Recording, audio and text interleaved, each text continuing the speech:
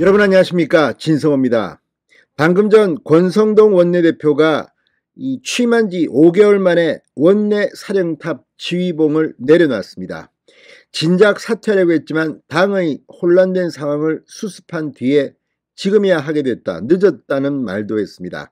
자, 지금 국민의힘은 권성동 원내대표가 전격 사퇴함에 따라 차기 원내대표가 누가 될 것인가에 초점이 맞춰지고 있습니다. 오늘 권성동 원내대표 기자회견을 통해 이준석 전 국민의힘 대표에 대해서 쓴소리도 뱉었습니다.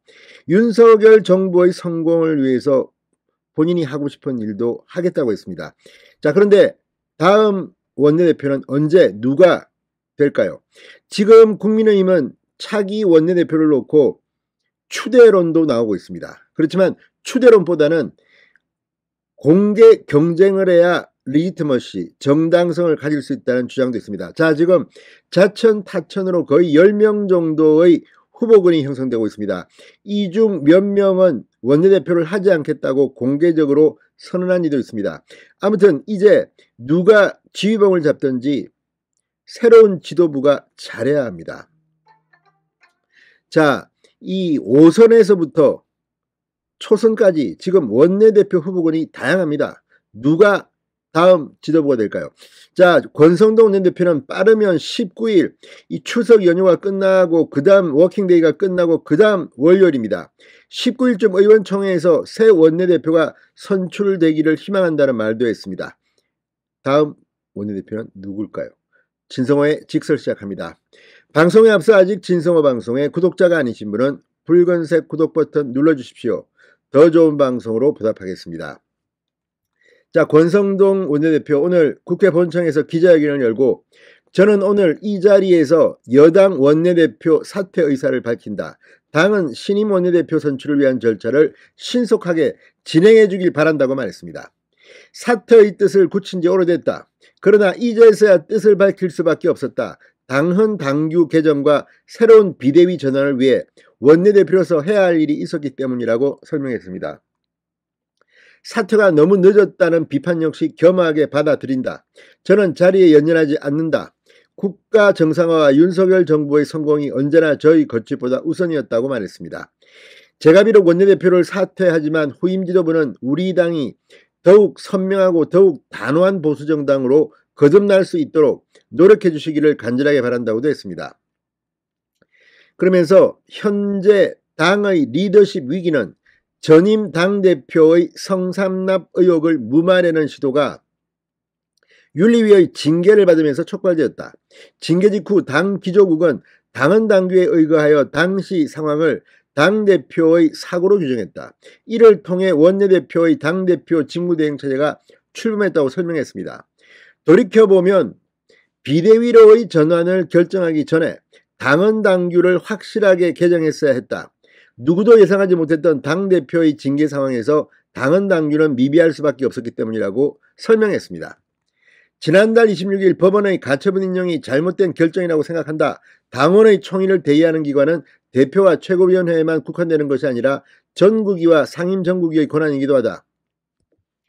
이 법원은 합법성의 관점에서 절차적인 위법 여부만을 판단하는 것이 마땅하다. 국민의힘이 비대위를 설치한 절차는 합법이지만 민주적인 정당성에 어긋난다는 해당 결정무의 논정은 사법의 정치 개입이라고 비판했습니다. 그러면서 이준석 대표에 대해서는 이준석 전 대표의 연이은 가처분 소송은 위기와 혼란을 더욱 확대시키고 있다.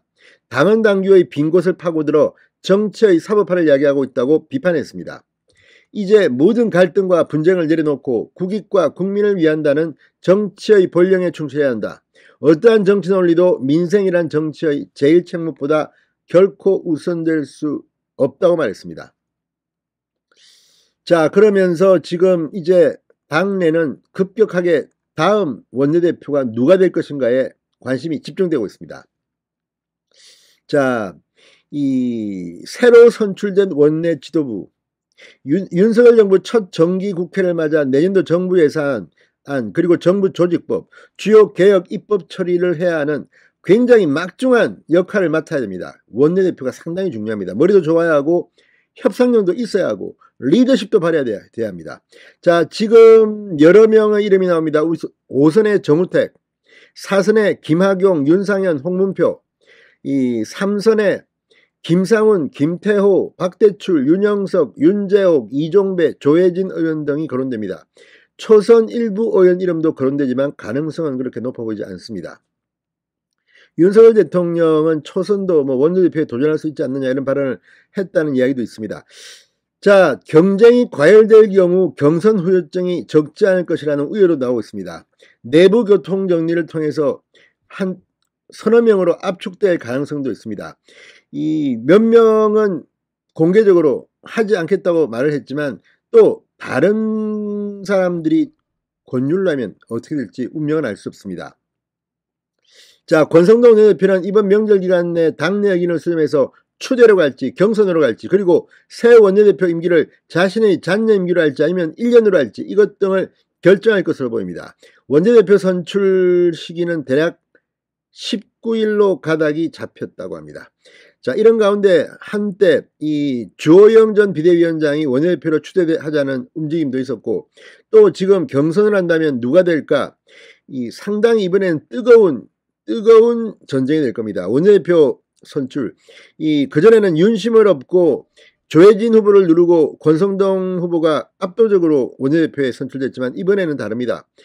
그런데 이렇게 한번 뜨겁게 경쟁을 하는 것도 이 역동적인 정당을 위해서는 필요한 게 아닌가 싶습니다. 지금 너무 국민의힘이 죽어있다는 말이 들립니다. 후유증이 좀 있더라도 지금 거론되는 사람들이 다 나와서 한번 치열하게 선거운동도 하고 그렇게 선출된 사람이 오히려 강한 리더십을 잡을 수도 있을 것 같습니다. 제 눈에는 누가 될지 두세 명이 눈에 보입니다. 진성호의 직설이었습니다. 여러분 감사합니다.